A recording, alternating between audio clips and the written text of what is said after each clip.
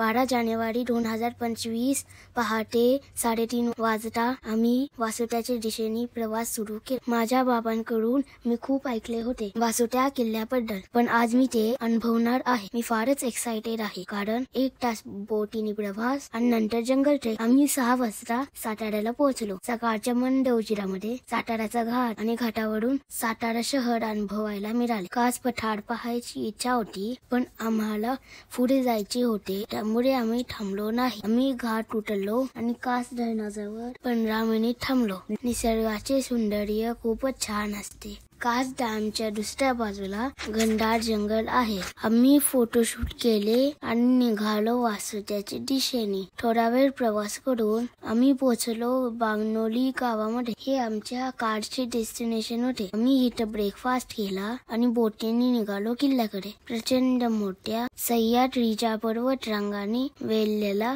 शिवसागर जलाशय, अतिशय सुंदर निसर्गरम्य वातावरणातून आमची बोट निघाली। वेडे वाकडे वळणे घेत आमची बोट कोयना रिव्हर मधून वासोटा बोट स्टेशन कडे निघाली। पाणी संत स्वच्छ, निखळ, निर्मळ होते। 1 तासाच्या प्रवासानंतर बोट स्टेशनवर बोट पार्क झाली। संडे असल्यामुळे फारच गर्दी होती। बोट स्टेशन पासून पुढे 20-30 मीटर चालत आल्यावर चेकपोस्ट आहे। इथे आपल्याकडील सर्व प्लास्टिक चेक केले जाते आणि किती लोक बरोबर आहेत ते पण काउंट करतात। जेवढे प्लास्टिक बरोबर असेल ते काउंट करतात आणि रिटर्न आल्यावर पण चेक करतात। चेकपोस्ट ऑफिसच्या आतमध्ये कोयना अभयारण्यामध्ये किती प्रकारचे प्राणी, फुले आहेत यांचे फोटो आढळतात। कोयना अभयारण्यामध्ये इथे वाघ जास्त प्रमाणात आहेत, म्हणून ह्या किल्ल्याला व्याघ्रगड असे सुद्धा म्हणतात। विविध प्रकारचे फुले इथे आढळतात, त्यात कागल ही असे फुल आहे ते तब्बल 60 वर्षांनी एकदा येते आणि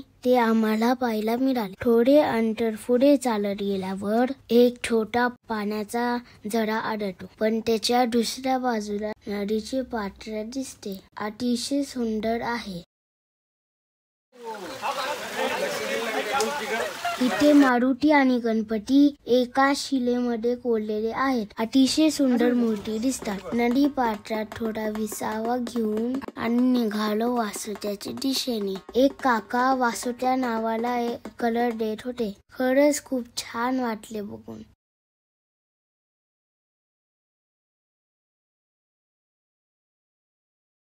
अतिशय घनदाट जंगलातून आम्ही सूर्याची किरणे डोक्यावर येत शेवटच्या टप्प्यावर पोहोचलो। खूप गर्दी असल्यामुळे कातर पायऱ्यांचे फोटो नाही काढले। 5-6 किलोमीटरचा प्रवास करून फायनली आम्ही वासोटा किल्ल्यावर पोहोचलो। किल्ल्याची उंची समुद्र सपाटीपासून 3824 फीट आहे।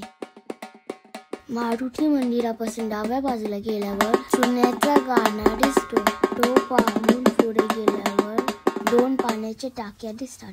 ते पाहून पुढे पाऊल वाटाने गेल्यावर बाबूगडावर पोहोचलो। अतिशय थरारक, अंगावर काटा आणणारे दृश्य दिसते। बाबूगडा नाव कसे पडले तर बाबूराव नावाचे एक शूर मावळे होते। ते नेहमी इथे पहारा द्यायचे। एका युद्धामध्ये ते इथून खाली कोसळले, त्यांची आठवण म्हणून त्या ठिकाणाला बाबूकडा म्हणण्यात आले। समोर जो दिसतो तो आहे जुना वासोटा। बाबूकड्यावरून मोठ्याने आवाज दिल्यावर ते 3 वेळा आवाज रिटर्न ऐकायला मिळतो, त्याला इको पॉइंट असेही म्हणतात।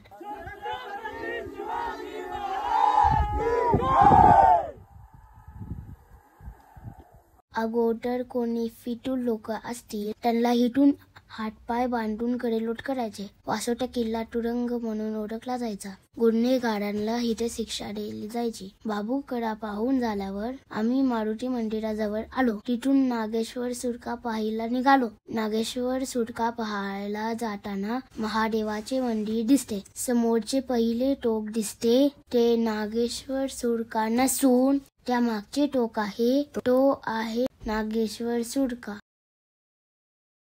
जय जय जय जय जय शिवाजी, जय जय जय जय जय भवानी, जय जय जय जय जय शिवाजी, जय जय जय जय जय भवानी। नागेश्वर सुरकासाठी सेपरेट ट्रेक होतो.